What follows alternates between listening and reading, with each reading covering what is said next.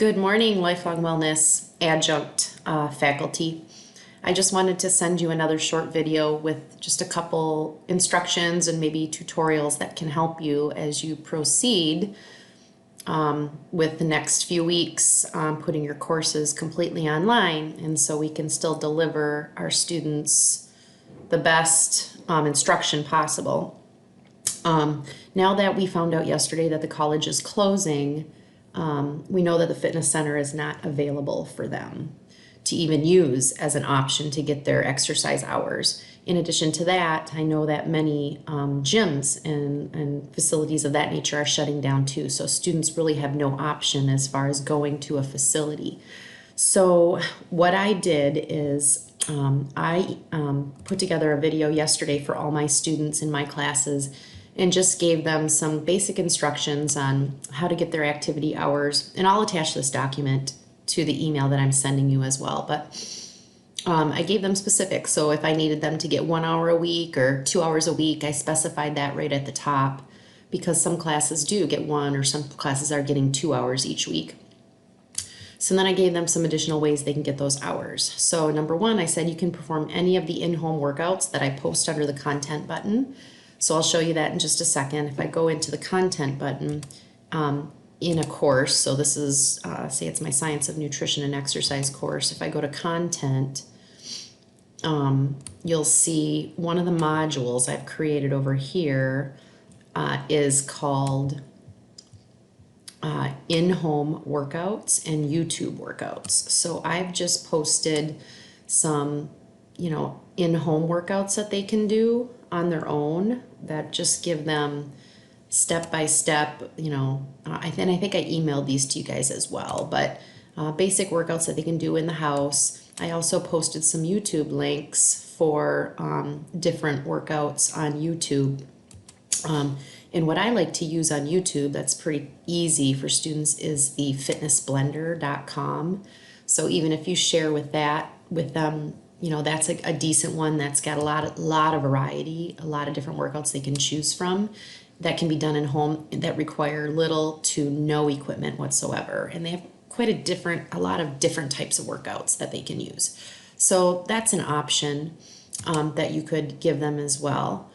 In addition to that, I told them if you have exercise equipment like treadmills or bikes or ellipticals, they could be doing aerobic activity and recording that as part of their workout in the house. Or if it's a nice day, encourage them to get outside, go for a walk, go for a run, go to their local park, and do a workout outside at the park using body weight. So there's a lot of different things that they can do to get their physical activity in. Most importantly, though, too, is how are they going to log it? How are they going to record those hours? So some different things that I have my students do is I tell them, hey, if you have a smartwatch or a Fitbit, something where you can give me a screenshot of what your exercise heart rate was, maybe the mileage that you went, if you went on an outside walk or a run or a ride. If they don't have something like that, they can also download different apps on their phone like Strava or MyMap. Run Ride is a good one, that they can also provide screenshots of the routes that they're taking. Exercise heart rates, they can take it manually and they can record an exercise heart rate. They could record, duration. How long did it take you to complete, whatever circuit is that they chose to do in home on that particular day. Giving you a detailed log of exactly what they did. So if you can be kind of specific as far as what you want from them to submit, that's very, very helpful. But try to come up with some way that they can document their exercise. They can do it in their house. Maybe it's a sweaty selfie before and after. Send a picture of themselves, after they do the workout, screenshot it, upload it, and send it to you, along with their exercise heart rate and what they did. So try to be flexible as far as what they can do. And I'm sure you can come up with other ideas as well. But that's what I did, is under the content button, I just posted a lot of different workouts to give them ideas of things they could do. So you could always just create a module, very easy right here, add a module and title it up, and then just start uploading your documents. And you can even create a link, if you want to copy and paste a link from YouTube, which is what I did with these first 3, to make it easy. And then as far as how they submit it to you, an easy way to keep it within your course site so you're not receiving a ton of different emails from your students is go to the assignment button and just create a folder. Maybe for each week, you're going to create a folder that, a new assignment folder that they have to submit. Maybe it's exercise hours for week of March 15th. Okay, and then you could put instructions here. Please submit, whatever it is you want them to submit as proof of their exercise hours. And then you could also, down here, you want to put what's the score. So if you had 10 points for physical activity each week, you could, do 10 points there. Also, you're going to want to link it to your grade book, because once they submit an assignment in the assignment folder and you score it, then it will go right into the grade book and you won't have to rekey it into your grade book. So if you click on new grade item, you want it to be numeric, and then just type the name of it again. Exercise hours for week of March 15th. And then scroll down. Again, you want your grade, how many points it's possible. If you ever create an extra credit assignment, you can click bonus, and so it's scored as extra credit as well. And then you're just going to save it, and then save everything again here. And then you will see, if you go to your book, you will see that it has created a new category for that particular assignment. So if I scroll, it's kind of slow today, but if you see across the top, I've got a lot. In this particular class, I got a lot, but if I scroll all the way, you can see I just added this exercise hours for week of March 15th. So when I grade something in my assignments, if I grade that here, it'll transfer over into my grade book. Okay, so I don't have to rekey that grade twice. So that's an easy way to keep all of the submissions together in one area so you're not receiving a million emails. So I would definitely encourage you to create assignment folders for different things that you want students to submit each week. Also, I encourage you to use the quiz button. And this is where you can create exams and create quizzes that go along with material that you want the students to be learning each week. So I would just click on new quiz, and then you can name it, whatever you want it to be called, quiz 1, quiz 2, exam, whatever. And then you would just click add edit questions. Oh, I guess I got to put a name. So quiz 1 I'll put. And then if you click on add edit questions, you will see that you can click add new question, and then now you have a choice of, do I want it to be true, false, multiple choice, fill in the blank.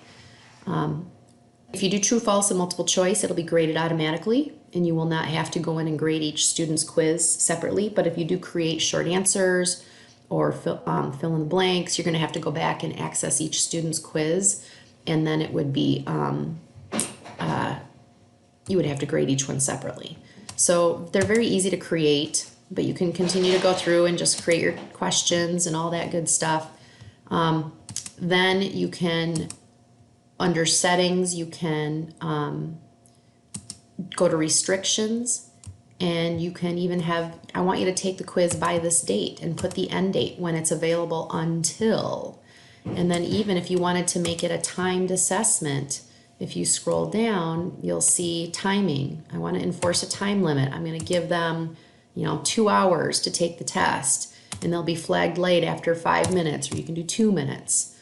And then you can save those settings so that way the timed assessment if you want it to be, or it doesn't have to have an enforced time. So, those are all things that you can manipulate and play around with, but I encourage you to use that because, again, the testing center is closed as well. So the last thing I wanted to show you is if you go to the More button, you can also use this new tool that eLearning has just gotten, and it's called Virtual Classroom.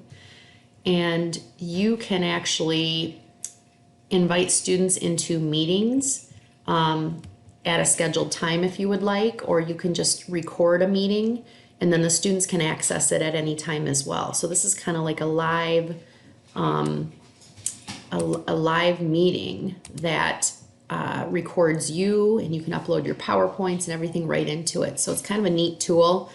But you would just click here, the red plus sign in the corner, and just schedule a meeting. What's the name of it? If you want a specific date, or you can just say, hey, right now, I just want my meeting to be going on. And then you would just save that, and then you can record it, and then students can access that at any point in time and view, maybe some material that you've uploaded or, discussed regarding a PowerPoint or a certain lecture you wanted to cover.